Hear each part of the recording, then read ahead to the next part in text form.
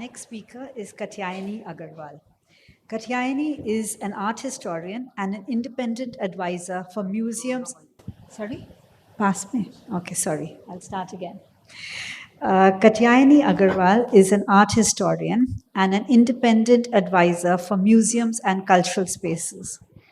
She is passionate about Indian heritage, culture, arts, and crafts, and is a curator for 4 upcoming museums. She's also an active member of INTAC and is an advisor to HCCD division and also a member of the governing council of INTAC. Katyayni supports lesser known and fading arts and crafts of India to save them from extinction, like Chow, Fad, the bowls, and for the last 4 years has put all her strength to save the rarest of rare arts of Sanjhi, particularly Jal Sanjhi, and you can see it in the foyer outside. Thank you, Katyayni.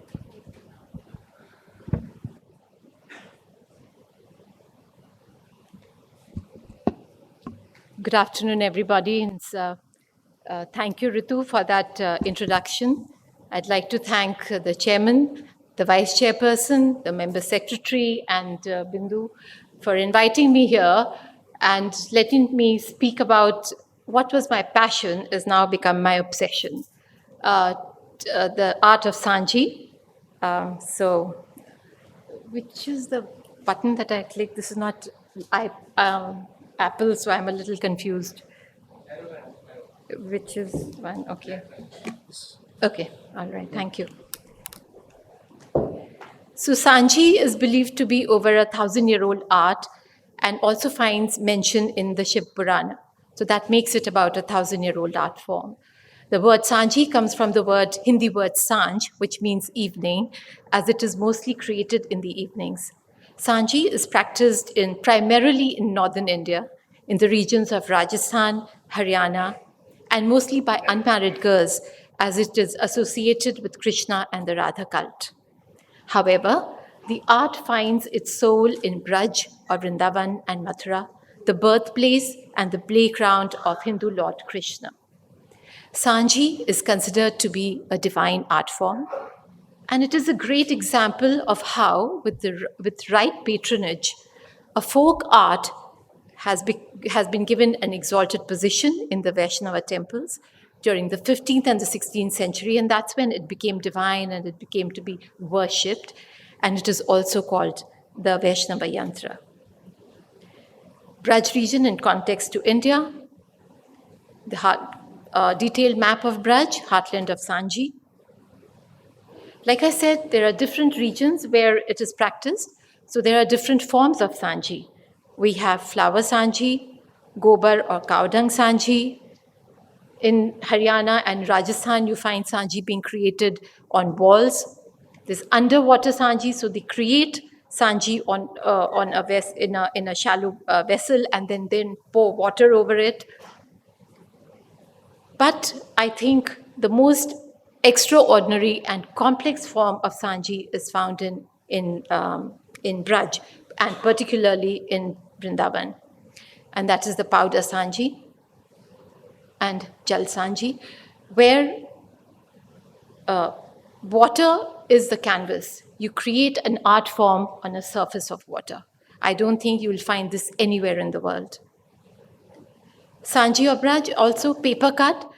So paper cut here, I'd like to just clarify that these are stencils, but because of their tangible nature and because they can be carried home, hung and whatever, they are also being called Sanjhi. But one must remember that this is just one of the tools to create the main art of Sanjhi, which is the powder and the Jal Sanjhi. Some of the materials that I mentioned, flour, color pigments, decorative little beads, etc., stencils. Now, when we talk about Sanjhi, it's Vrindavan. So Sanjhi in Vrindavan also is very rare, and it is practiced only in 3 temples, which is the Radha Ramanji temple, the Bhattji temple, and the Radha Vallabha temple. And it is made only during the 15th Shraddh period, which is happening now, and but I've had to really pull my artist out to be here to showcase the art of Sanjhi to you guys. Sanjhi it's created during Shraddha period, and there are rituals that are performed when Sanjhi is created every evening.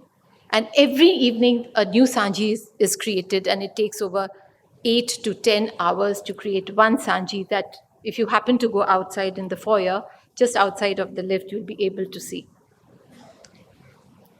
Sanjhi is also considered to be a manifestation of Radharani, Krishna's beloved.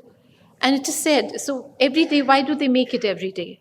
Because it is said that Radharani dresses herself up every day and then presents herself to her beloved. There are lots of rituals when it is made in the temples, and it is considered to be sacred. Now, the various processes, I just quickly run through how Sanjhi is made. Sand is brought in from the banks of Yamuna, and it is pounded for several days until it hardens and it becomes almost like concrete. And then, depending on the shape that the artists are going to make during those 15 days, it is cut into either hexagonal or an octagonal shape. Graph lines are drawn, and then the base starts. It starts like this, plain colors, and then stencils are put one over the other and another and another, and detailed layers begins to work. So if you see a red color, he would have put just one stencil to create that red, and then he would have picked that stencil up and put another to give the green flower, the petal details. So it's very complex, highly precise. There's no margin for error. This is how he does it. Powders. So I'll just quickly run. If you see the red thing where I've tried to highlight, this very poor image, but he has even detailed, he's shaded the red flowers, if you notice. So it's very, very precise, and it needs extreme dexterity. Once the Sanjhi, all the borders are created, which are all interwoven geometrical patterns. So it's quite complex. It's a lot of mathematics that goes into it. Then the central motif, they'll put the final stencil, and this is what it looks like at the end of this is a completed powder Sanjhi. So layer upon layer, this must have gone through at least 10 to 12 layers of putting stencil down, picking it up, putting another on the same place. So you can imagine. Oh, sorry. Now, as I said, when it is created in temples, it is Radharani, rituals are performed. So once it is completed, it is they open the doors, and it is said that now the two lovers would look at each other and the celebration begins. Sanjhi padas are sung, so they are special padas that have been written for Sanjhi. Aarti is performed and prasad is distributed, and celebrations go on all evening. Now, the rarest of rare art, perhaps only art anywhere in the world, which is created on water, where water is the canvas. Jal Sanjhi, which began as fun activity for children who love to play with water, and also perhaps to initiate them into Sanjhi art, has over centuries transformed into a rare art form. A shallow vessel is filled with water. It's allowed to rest completely still. And then through a sieve, a first layer of white powder is covered with. So this is the first layer. It needs absolute concentration, dexterity, and caution, as even a slightest shake of water or even an extra grain of pigment can sink the artwork. Layer detailing. This is how he will, on a layer of water, he's put a stencil to create details, to create motifs.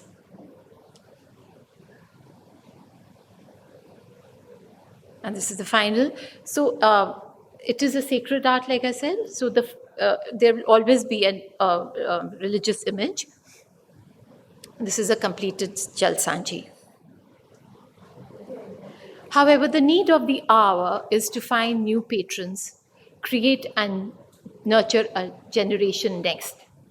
Unless we do that, what we are doing today and why we are here today will be absolutely will be rendered useless. So what we are trying to do is reinvent, rethink, contemporize, and modernize the art. What we have done, what you saw, was a very complex geometrical patterns.